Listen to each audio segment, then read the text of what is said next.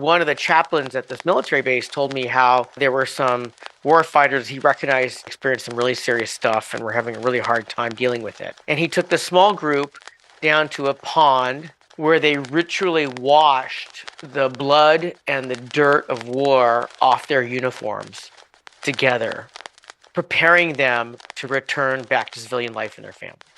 And I remembered when he was sharing me this story, he wept and I was moved to tears by the power of taking a moment to wash war off their clothes to come back home.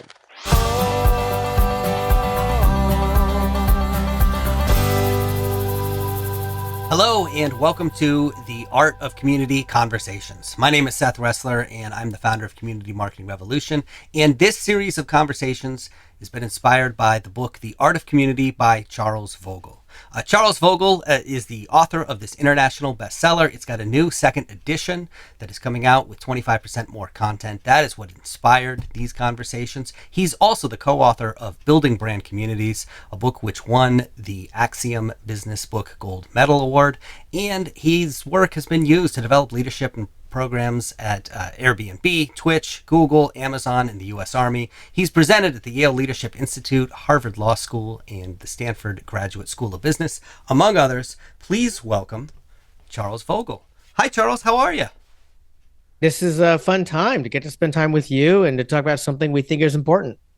Yeah, I love this. And so if you're just picking up, this is the first conversation you're listening to, the way the book is organized is you outline 7 principles of community.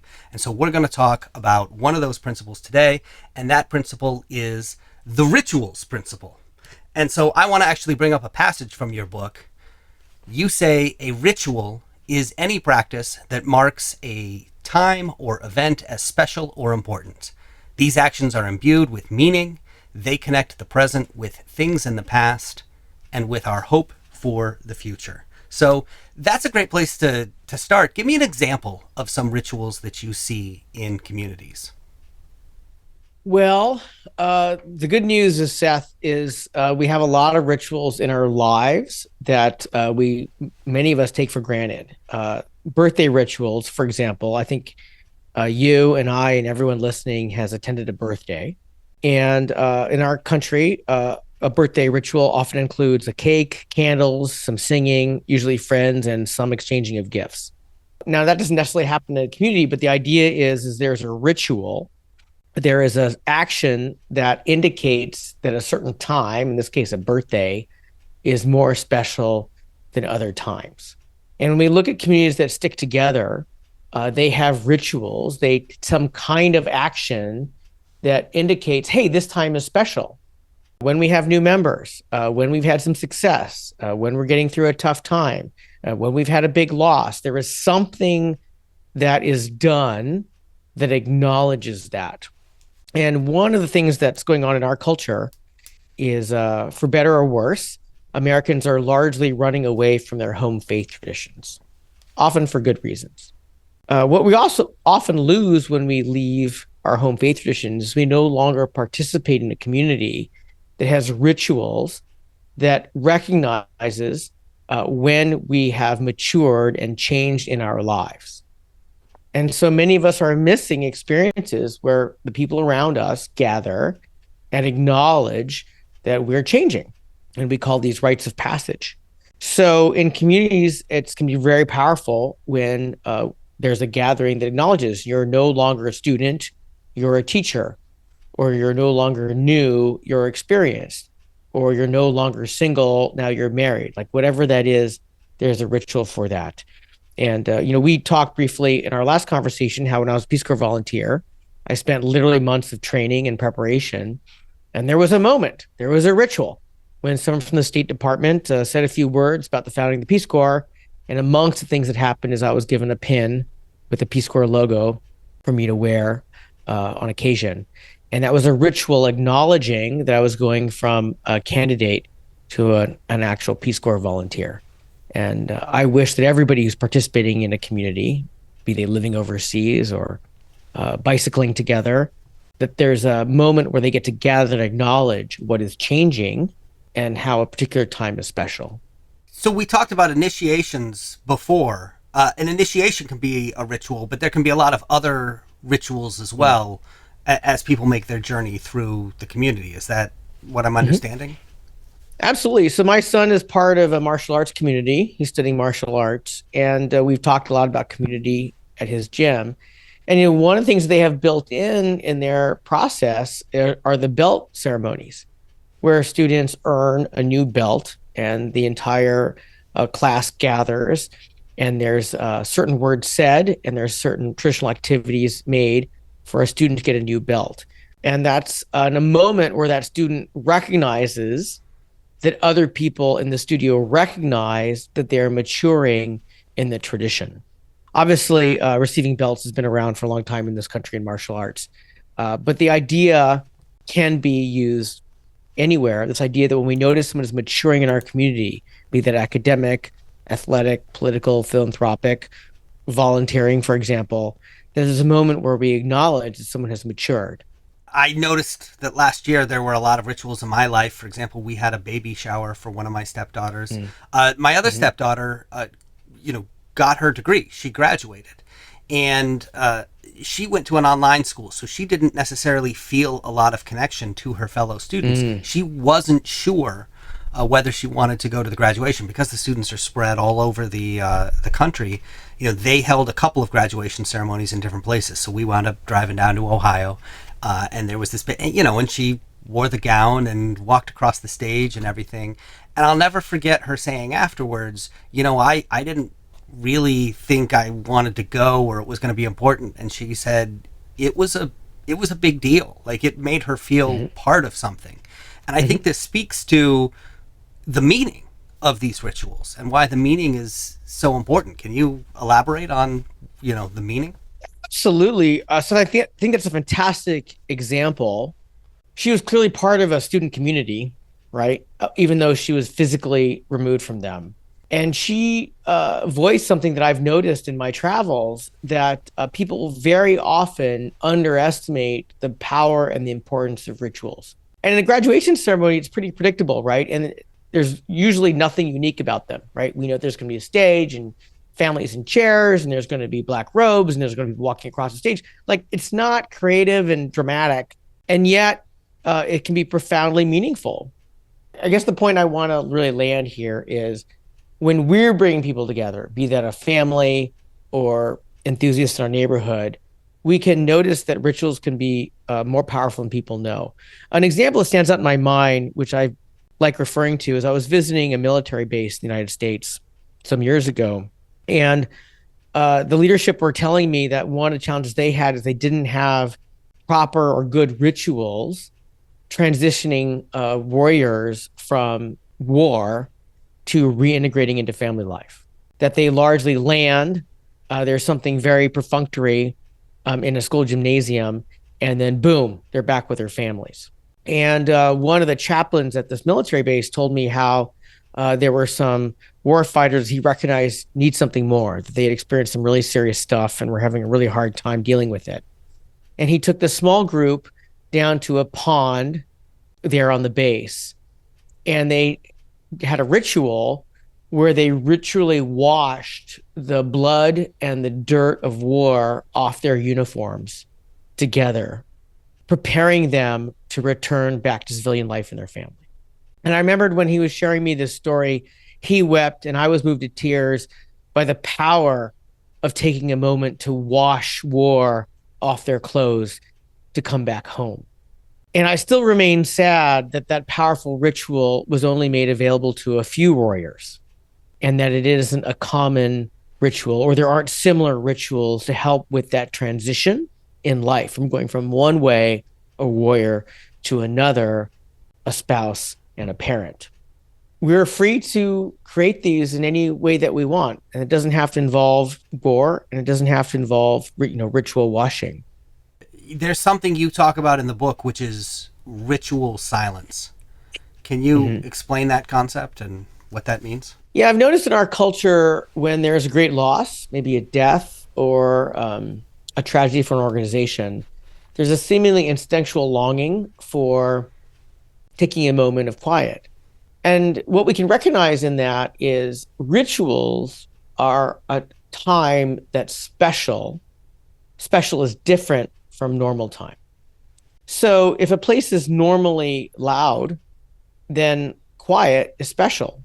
If a place is often quiet, then loud is special. Similarly, if a place is usually cacophonous, a lot of conversations going on, then melodious is special. So that longing for a time of quiet during loss can be seen as a way of wanting to honor and acknowledge that this is a different time, in this case, a sad time. And one of the ways we can do that is by making the space special, by making it quiet. And that's a perfectly good way to use silence, and a perfectly good way to punctuate a moment of honoring something that's changed. But it's not the only way. You talk about different types of rituals, and I want to go through some of these and have you give examples and explain what they are. One of them is rites of passage, and I think that the things that we've been talking about fall into this, like the graduations or even the belt ceremony in martial arts. But explain what a rites of passage is. A rite of passage is when a community is acknowledging and honoring that someone is transitioning from one way of being to another. So a wedding ceremony rather, is a way of acknowledging that someone is going from single to married. A graduation is a rite of passage from going to be a student to a graduate. And in our own communities, be they just neighbors or athletes, we're always maturing. We're maturing because we're simply getting older and learning new things. And it's very easy to notice how someone has changed and then honor that rite of passage. Someone may go from just a simple neighbor to someone who's a safety coordinator. And there could be a very simple, fun ritual honoring that person has stepped up to be a leader in the community to keep the neighborhood safe in a disaster. If it's athletic, we can acknowledge someone has gone from becoming a beginner to someone who is an advanced practitioner, or even an instructor. Which is to say, it's not simply a matter that they are now better at that sport or teaching that sport, but we take a moment that we can let them know that we see that they have changed. Even that's 10 minutes or that's a 2-hour fun dinner, those are often the highlights of community experience. So you also talk about community displays. What are those? So rituals can be very intimate. They could be two people or just a handful of people celebrating something or acknowledging how something has changed. But very often when we talk about bigger communities, there are rituals that bring everybody together, or at least invite everybody together. And those can be important because then members can see that they're part of a much bigger community. That bigger community might fill an auditorium, or it might fill a stadium, or it might fill, days of activities. One thing that comes to my mind is athletes work for years to become Olympic athletes. And the opening ceremony in a large stadium where the athletes are invited to parade in is a very inefficient use of athletic time. They're not sleeping, they're not training, they're not building up their nutrition. They're literally standing around waiting to process, and they process. But that ritual of the athletes processing into a stadium gives them a chance to see that they're part of this athletic community that has trained for years to participate in the Olympic Games. Which brings us to another point of rituals. One of the things that make rituals powerful is that they're inefficient. When we see rituals happen, be they graduation ceremony or birthday ceremony or the Olympic Games, usually all the time we can notice it's a really inefficient use of time if we just want to get something done. As I said, it's inefficient to ask thousands of athletes to dress up in special uniforms and walk around a stadium. They're not training. They're not sleeping. Yet it's profoundly powerful. And so when we create our own rituals, it's okay. In fact, it can be great if it's an inefficient use of time. If there's a faster way we could give out pins, there's a faster way we could sign people up for an event, that's okay. And when we're looking at rituals of other communities, we are not in a place to decide if other rituals are good or not. They may look silly to us. What's important is that they're meaningful to the people who are participating in them. Now, there can be dangerous rituals, there can be demeaning rituals, but we can't know if they're meaningful by how silly they look as outsiders because they're meaningful to the people who are inside the community, and it's telling them what the community recognizes about who they are and how they participate. We're talking about meaning again. And in our last conversation, we talked about symbols and tokens and how important they were to conveying meaning. And as you're talking about each of these rituals, I'm picturing them in my head, and I'm realizing that what I'm picturing are those symbols and those tokens. I'm picturing the belt in the martial arts ceremony. I'm picturing the cap, the tassel, the diploma. I'm picturing the torch and the flags of the different countries. Can you talk a little bit about the role that symbols and tokens play in rituals? Yeah, they're not necessarily required. There can be fantastic rituals between an elder and students that involve no symbols and tokens. However, they're often very, very powerful elements because they remind us of values and their relationships. So, for example, those athletes coming into the Olympic arena are carrying the flag of their country. It's reminding them and a symbol to the world that they are not only athletes who have done well in their field and are competing, but they are in fact representing a country that they are connected with. And hopefully, at some level, that country is supporting them. So that ceremony could be great without national flags, but certainly the national flags add a level of meaning and importance. And so when we're creating our own communities, we can notice, well, what are the symbols we can bring forward to remind us how we're connected and what's going on, just to make that ritual more important. But it's not, strictly speaking, required. You talk about another type of ritual, which are play rituals. What are those? Play rituals are, for the purpose of this conversation, we'll say things that we do for fun that have meaning. And in the book, I talk about when I look at spiritual traditions that have been gathering for over 1,000 years, everyone, everywhere feasts together. And feasts are meals that celebrate something, that recognize that something has changed. And that's just one sort of play ritual. So ritual does not only have to be speeches and bowing and exchanging of pins and belts. There can be a lot of fun involved. In fact, I hope there's a lot of fun involved. And the reason I found it important to write about it is because I think that if there are no play rituals, then there's something deeply missing there. And so we can look when we're bringing people together, well, where are the moments of play that we're bringing people together to celebrate and to have fun? And this may sound silly to you, Seth, that, well, gee, are there communities that don't like to play, that like to have fun? But I go into nonprofits that are working with volunteers. I go into corporations that are really depending on highly skilled people that work really hard. I've talked with spiritual organizations that, want to invite people in and get them involved, and they forget the play part. And they forget that we need to invite people to things that are fun and meaningful. And if they're not fun, largely people don't want to do them. And so we need to remember that play rituals are an important historical part of strong community. So give me an example of a play ritual. Is there one that you've seen over the years that you really like?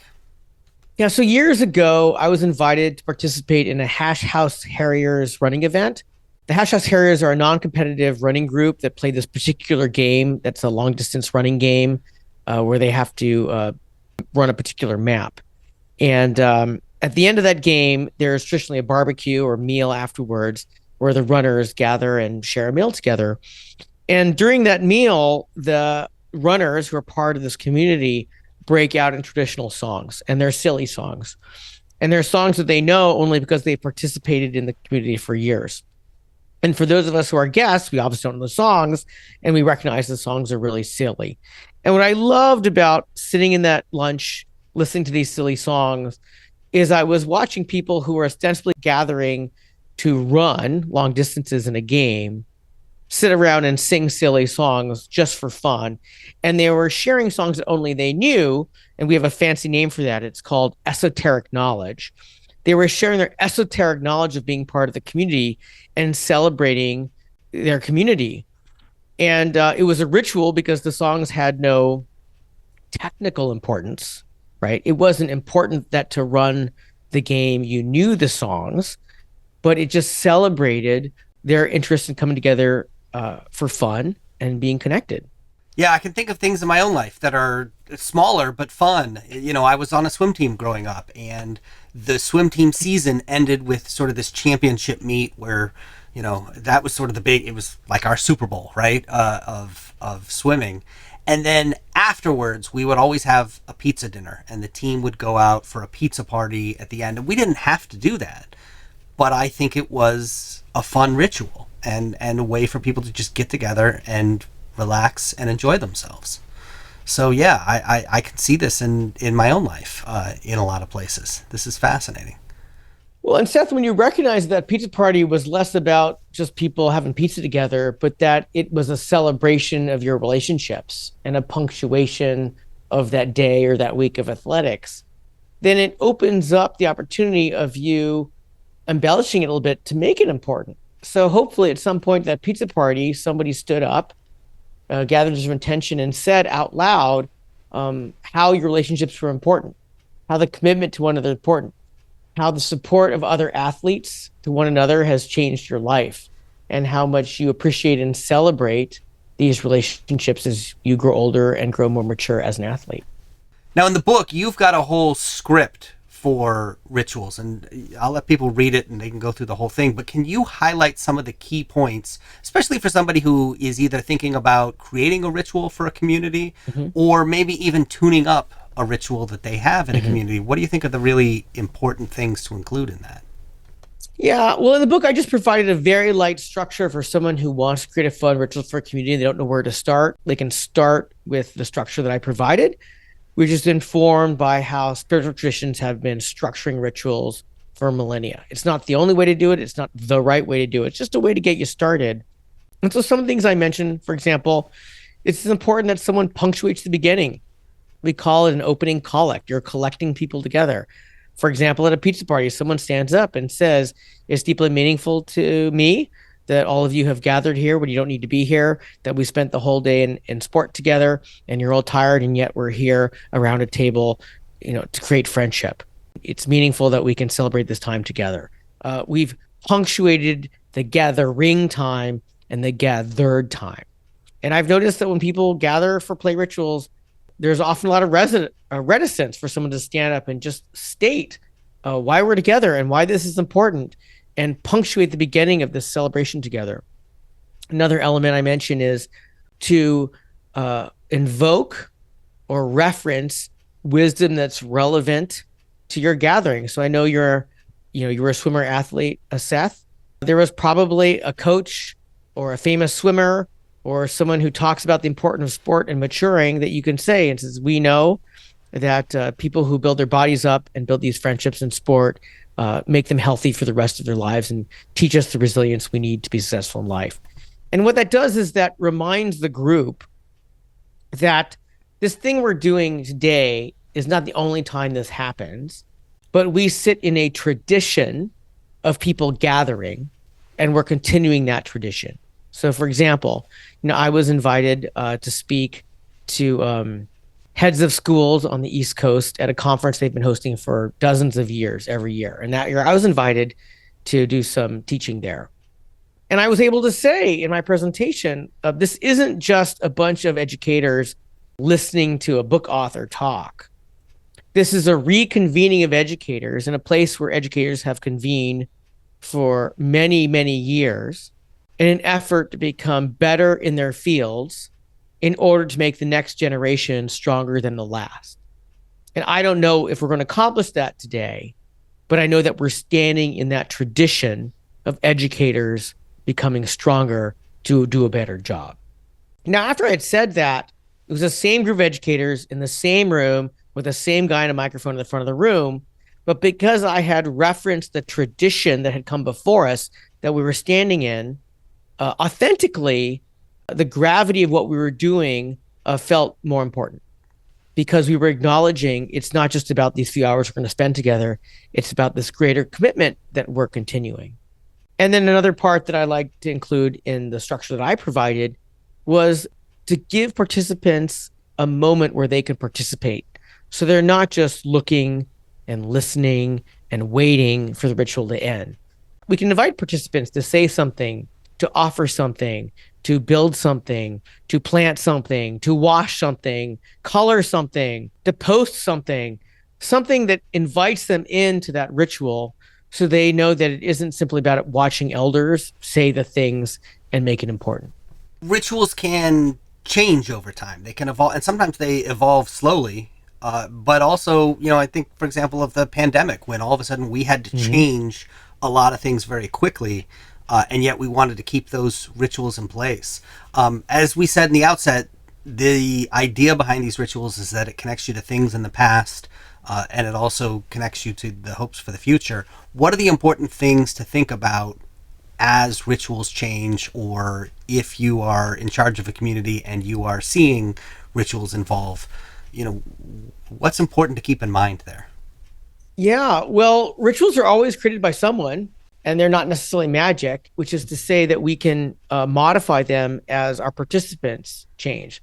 For example, there are a lot of communities, social communities, athletic communities that were all men for many, many years, and they're no longer all men.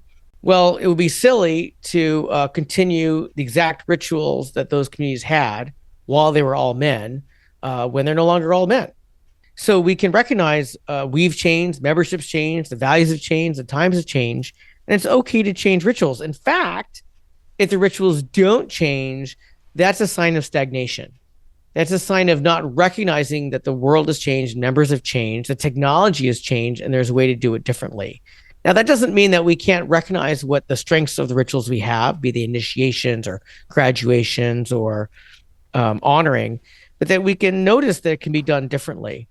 I was talking to a head of school once that had a senior tradition where the seniors of that school would dress up in bathing suits and like run chaotically through a school event, creating chaos as their senior day prank.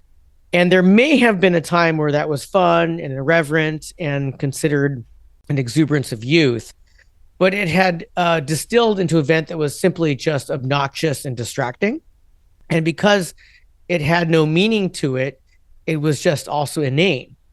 And the students who were aspiring to do it weren't doing it because it had a great meaning. They were just doing it because that's what had been done. And so that head of school made an effort to reflect, well, what is an appropriate senior day event now that the seniors can do something that is fun, but has meaning to it and contributes to school as opposed to just being obnoxious and distracting.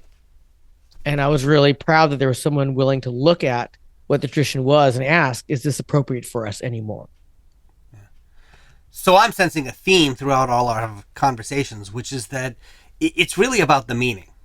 And it's not so much about the external stuff or the details of it, as long as the meaning is conveyed and the meaning is received and the meaning connects people to each other or to the future or to the past in the way that it needs to do so. Is that right? I mean, Yeah, well, relationships live within meaning, Seth, because if there's no meaning, then it's largely transactional. And if it's transactional, then we're calculating, well, how does my investment, my time, my attention deliver to me the value that I want? And that's going along with all the other people participating. Whereas when we have a relationship and community that's non-transactional, as I say, relational, then we don't have to calculate all the time. There may be a time where a particular group of athletes is too exhausting for me to keep committing to, but I'm not calculating every time someone asks for a favor or they want to borrow equipment or they need a pickup that, I'm thinking, well, gee, what's my return on my investment on this?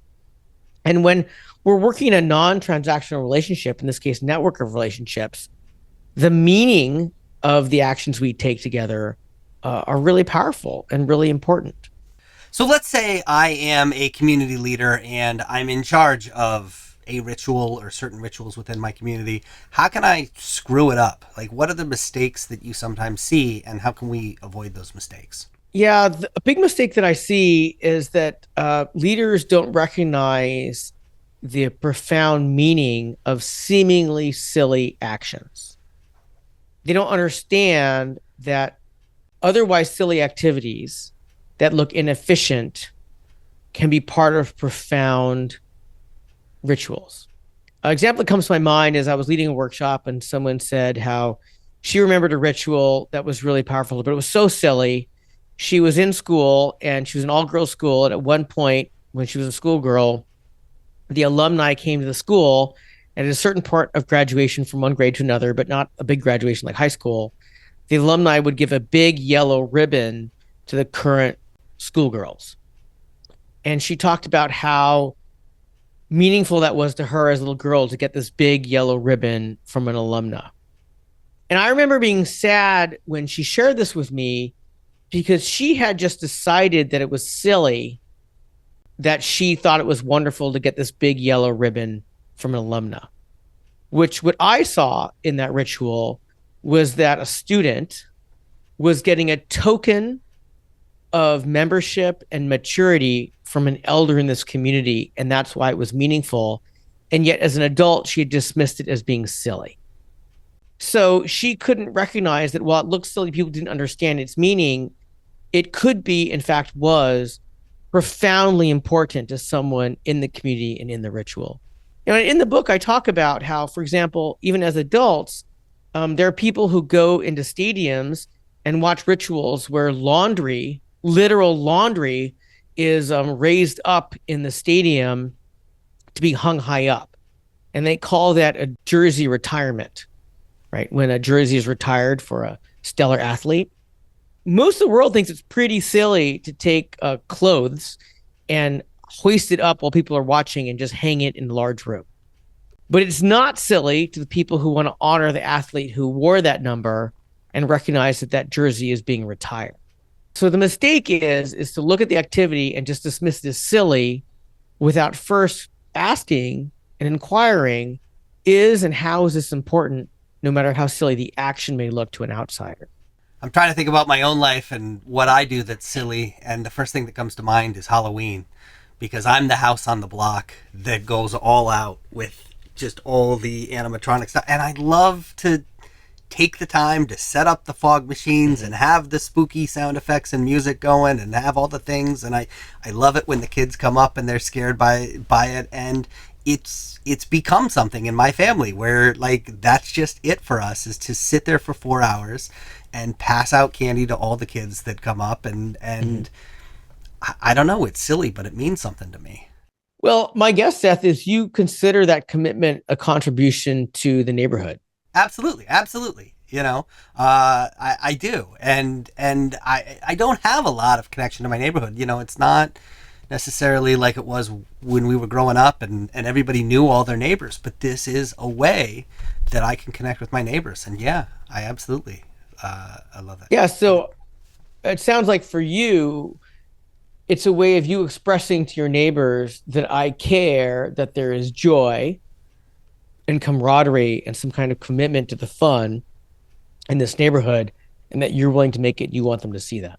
No, I think that's exactly right. So there's my play ritual. My job's done. For your neighborhood, yeah. For my neighborhood. I guess I need to have some more in other parts of my life. But look, Charles, thank you so much. I am loving these conversations.